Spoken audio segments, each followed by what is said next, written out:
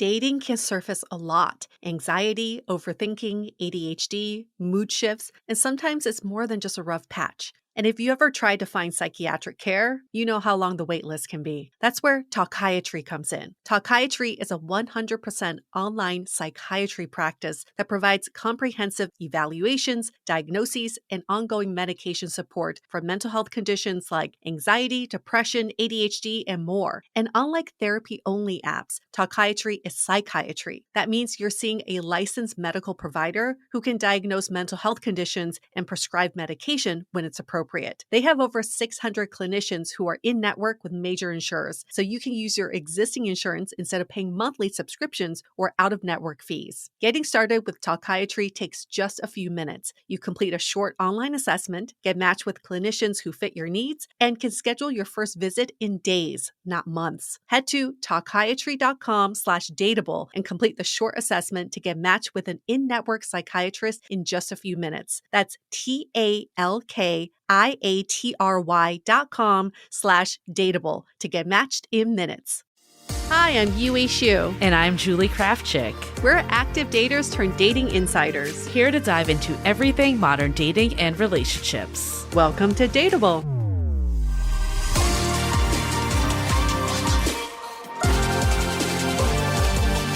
Hello, friends. Welcome back to another episode of Dateable. Off, on, off, on, off season. Sounds so non-committal.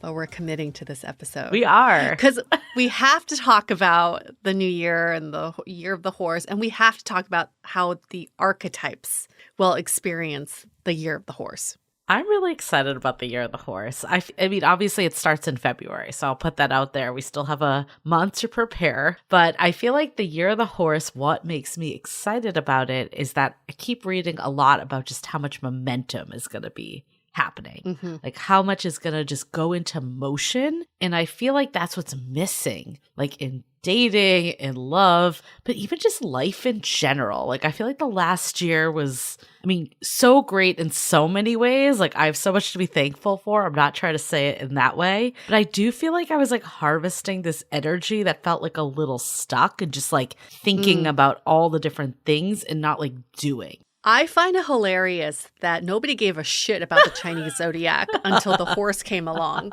I mean, it's been around forever, everyone, but apparently, and I think this goes to what you're saying, is everyone felt like when they read about the year of the horse, it really resonated. So now every influencer and their mom is posting about the year of the horse because I think we're so sick of being in analysis paralysis, being in the stuck energy, like almost losing agency over our actions, because I felt like last year was very much just being stuck in molasses. Yes. And then the year of the horse comes along and it's like, you're going to have movement and momentum and courage and energy. We're like, yes, let's go. Let's fucking go. I do think there's also this side of, I don't know if you've read about this with like numerology, where it's like 2026 is kind of like the start of the next phase. So like 25 was like the end of a chapter with like years. So there is something that's like kind of corresponds with like the shedding of the year of the snake and then moving into something new with year of the horse. I'd much rather look at a horse and a snake. So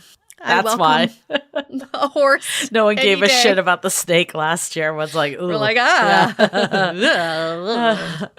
So yeah, like we were saying, we want to tie this episode to the dating archetypes because we launched this into the world just a year ago.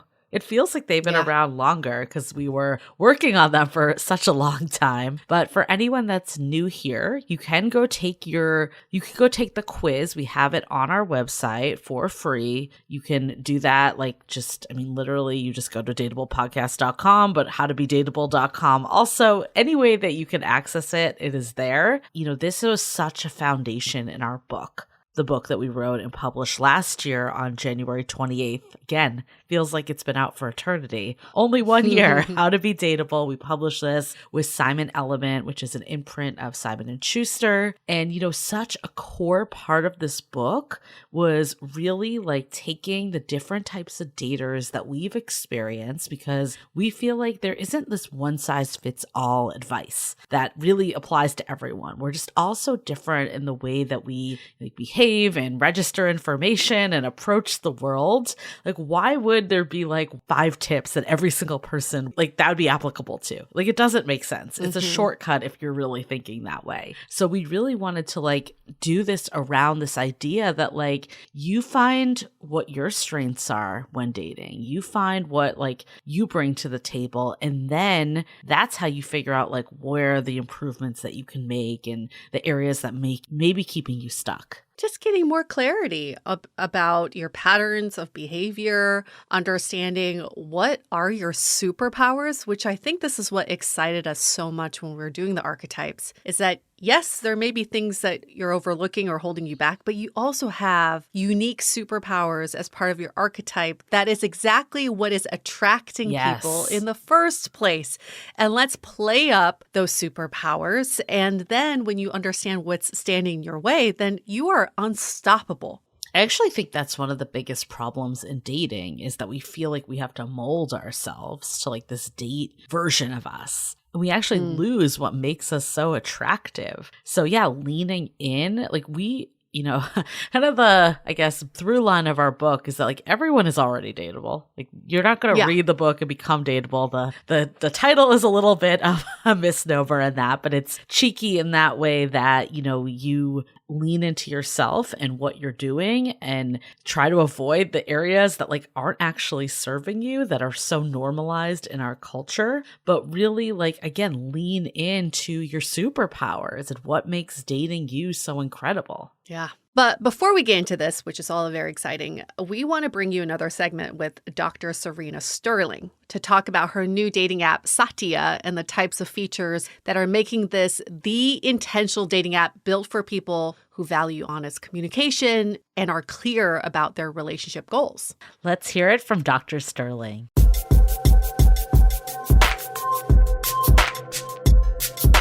Welcome back, Dr. Sterling. We're so excited to learn more about your dating app, Satya. Thank you for having me. Yay.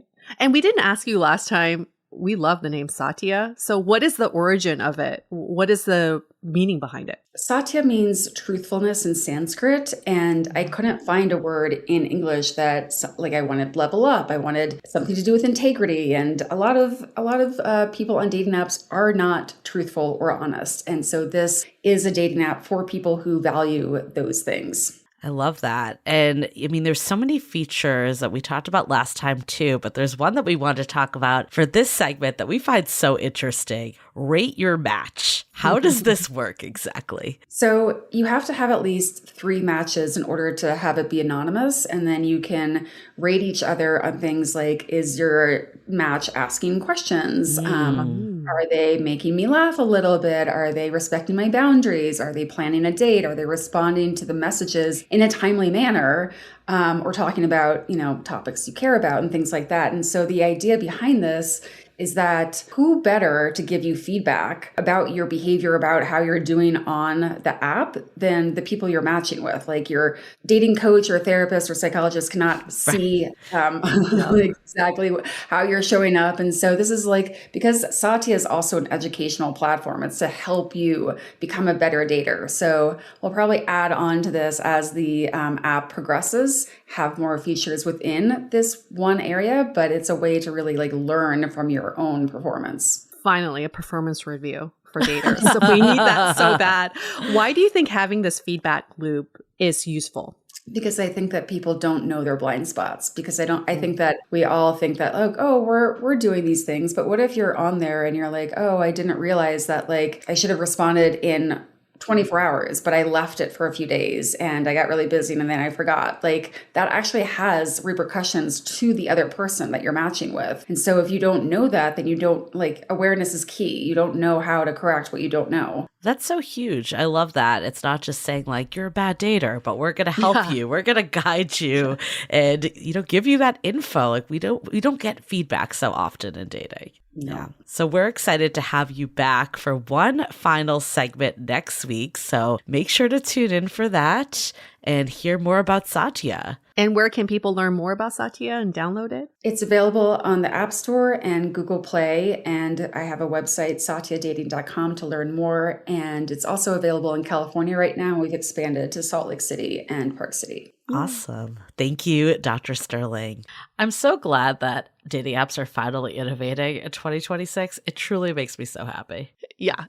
And just like our archetypes, they can't all be the same generic swipe apps. They need to really play into each other's strengths. So should we get into the archetypes then? Yes, let's do it. Okay. So the archetypes that we started this conversation about, again, these are your dating superpowers, what you're bringing to the table, but then also some of the areas that may be holding you back. So let's start with the first one, the achiever.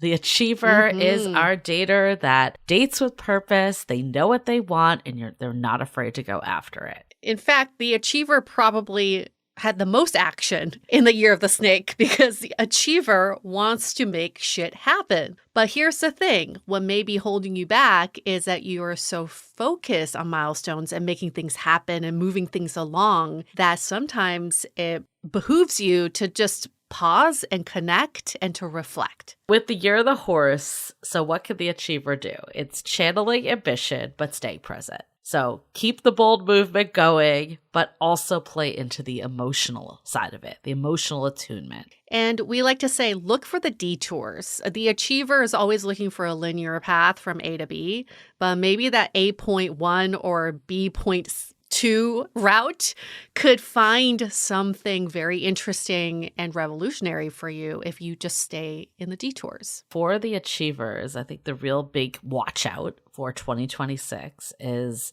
letting the connection unfold in those detours.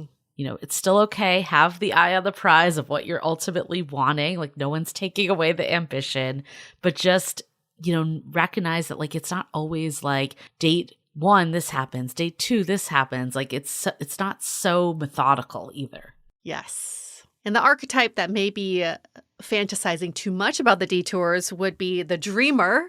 Our dreamers are they believe in love so much. And you love so deeply, and you feel deeply, and you believe deeply, and you bring the passion into every relationship. But really, a lot of times you could be living in a fantasy or a story of what you think love should be. And then with the dreamers, it's all about choosing love that chooses you back. That's how you gain momentum in 2026. I think you're the horse too. There's a lot about like recognizing signs quicker and not being afraid to let things go. As a fellow dreamer, this was so instrumental for me, was to like be able to recognize when a situation wasn't serving me and say like, this isn't it. Instead of holding on with hope and, idealizing in your head, like that's not here the horse energy. It's all moving forward. And when you're not moving forward with someone. Yes. And choose consistency. Consistency can be romantic. Consistency can mean love. Love does not always have to be a struggle. I want to dive into this even more, but before we do, let's take a quick break to hear from our partners. Imagine having a dating coach in your pocket 24/7 and a daily guide so you're never lost. That's exactly why we partnered with Studio.com to create the Finding Your Person coaching app. Now, we were blown away by their AI technology that creates a completely customizable experience based on exactly what you're going through. After 10 years of doing Dateable, we kept hearing the same thing. I wish I had support in the moment when I'm actually dealing with this stuff. So we finally created it. And honestly, we've been so excited about this launch because it brings together the tech we've always wanted, everything we've learned from talking to thousands of daters, and the core content from our most popular course, Finding Your Person, the one that sells out every single time. And inside the app, you'll follow a personalized journey designed to help you get clear on what you want, build real confidence, and break the patterns that keep tripping you up. You'll get quick audio lessons, guided reflections, and simple real-world challenges that make dating feel intentional without the pressure. And there's even AI-powered audio journaling for real-time feedback and encouragement, a coach you can talk to, and insights to identify patterns and growth. Give it a few months and you'll see the difference. Less spiraling, more clarity, and a dating approach that actually feels hopeful and grounded. It's like having a wise, honest coach at your disposal. If you're ready for support that actually sticks and transforms, go to studio.com/dateable and start your journey with the Finding Your Person coaching app today. Okay, Energizer. This is the archetype that is full of charisma, optimism. They have energy. They have the energy that people can't resist. In fact, it's so go, go, go and always on that sometimes it is just kind of taking that step back a little and realizing that action still could be passive action. I think with You're the Horse too, like it means that maybe you don't have to go on like 100 dates a week. Like you could go on less dates, but higher quality dates where you're more present. And that also puts you into momentum. The Year of the Horse is the year to schedule dates with yourself. That is your moment to be still, to reflect. You will find clarity and answers in silence, in stillness. And once you zen out, then you'll feel more empowered to do the actions that you love, but now you're finding deeper connection with people. So for energizers out there, I think the biggest thing to watch out for is staying busy as a way to avoiding depth or intimacy. Like sometimes we fill our social calendars because we want to avoid either like looking at ourselves and spending that time on our own, or also going deeper with other people in our lives. And on to my fellow Mavericks. Your superpower, you're confident, you're independent, you have a no BS approach to dating. But what may be standing in your way a lot of times is that you may peace out way too soon, or you are wanting to flee at a sign of a challenge or adversity. I think for Year of the Horse, letting someone ride alongside you is so important for the Mavericks. You've no problem riding out on your own, but this is the time to stop and being like, okay, how do I approach this with more of a we energy? Actually, like realizing that partnership doesn't mean losing freedom. Exactly. And I often struggle with this is I have to ask, how do I find the freedom in the we? It is possible. Don't think that when you're a we, you're no longer in the freedom part, but you can hold both things true. And then last but not least, the thinker. The thinker, their superpowers are all about consistency, loyalty, being able to problem solve and be a true partner and to navigate conflict. They think things through. They come up with good approaches that are win-win for everyone. The thinker qualities can have a lot of really positive attributes. And the thinker probably thrived the most in the Year of the Snake because it was all about analysis. It was all about reading, understanding, being more knowledgeable, and the thinking. But here's your year and here's your permission to now act. And sometimes the acting may not need all the thinking that you think it requires. Trust yourself, trust your decisions, and trust your instincts. The reality with dating and love and relationships is that you cannot think through every scenario. You really do need to take that leap of faith that's required. The Year of the Horse is the time to do this like courageous leap because what might be holding you back is all this thinking. It's, again, not a bad thing to think things through, absolutely, but there becomes a line where there needs to be that action. I'm pumped. I'm pumped for all the archetypes. And remember, there are no good or bad archetypes. You're all equally wonderful. And you all equally have places where we can work on and, get rid of some of these obstacles standing in our way of love. So lean into your archetype, lean into your superpower, and then just keep in mind some of the courageous actions you can take in the Year of the Horse. What I love too is our AI coaching app, the Finding Your Person coaching app.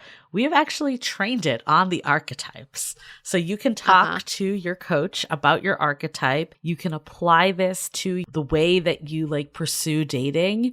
I know, like, for instance, like we have friends that have come to us for advice and we don't give the same advice to two people, right? It's so much dependent on their archetype and really like where they are. Like one of our friends will always point this out, but she was so like resistant. She was a thinker to the core, thinker/maverick. And that was actually important to point out up top, is that you probably have like two dominant ones sometimes. So it might not be, just one. But she was the thinker maverick. And a lot of what got in her way, just not taking that leap, not just trying it out. So when she was dating her now boyfriend of over a year, 2 years almost, right? It's been a while. She was like, I don't know, maybe I should like keep dating other people, like, see him once a week. And I'm like, just try it. He wants to be exclusive. Just try it for a month. And I think with someone that maybe is more dreamer or achiever, we wouldn't have necessarily given them that same idea and feedback. So it really like comes down to, again, what are your patterns? What's the way you've been approaching it? And what are some of those things that like you might not even realize are actually holding you back from a great relationship? And we've said this before, this is a great discussion to have on a date. Ask them if they've taken the archetype quiz, ask them what kind of archetype they possibly could be if you were to describe all 5 of them.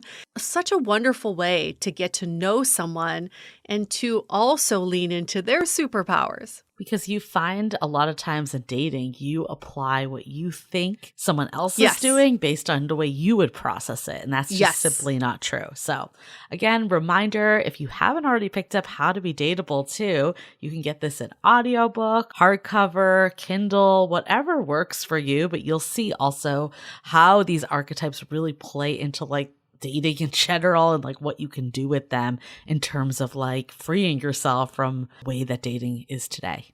And download the app, studio.com/dateable. Get on that. Really understand your archetypes and have our dating coach help you along the way. Because 2026 is the year of momentum. We get to take control of our love lives, which is knowing your archetype, but then also, really unlocking it. So ride that horse into this new year. Tell that horse where you want to go. You're the horse. But don't be mean. Just be nice to the horse.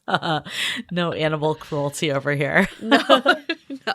Awesome. Well, I'm glad that we got to run through these. Let us know what archetype you are too. We always love hearing from you all. You can always leave us a rating and review. Is really just makes our day so much. But feel free to also shoot us a DM or email hello@dateablepodcast.com. It never gets old hearing from listeners because sometimes it feels like we're just talking to each other. And when we get these messages, we're like, oh yes, this is the group. We're really changing people's lives here. So thank you in advance for anything you send over. And on that note, we're going to wrap up this episode. Stay dateable.